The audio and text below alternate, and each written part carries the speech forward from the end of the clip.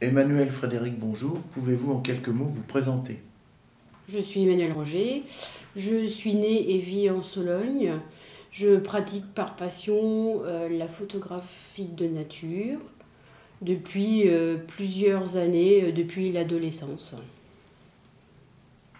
Bonjour, je suis Frédéric Dupont, je pratique la photographie animalière depuis 1985.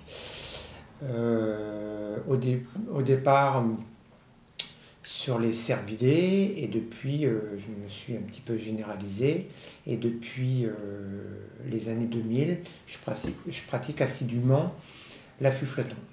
Alors parlez-nous de votre exposition sur la bécassine des marais. Donc notre exposition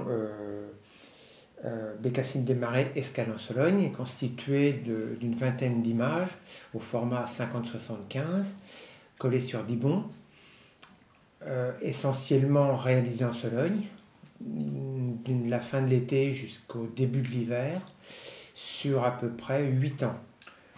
Voilà, alors quelle technique avez-vous privilégiée pour réaliser ces images? Alors on a essentiellement utilisé l'affût flottant pour être au plus près des oiseaux et le plus bas possible pour être à la hauteur des petits linicoles.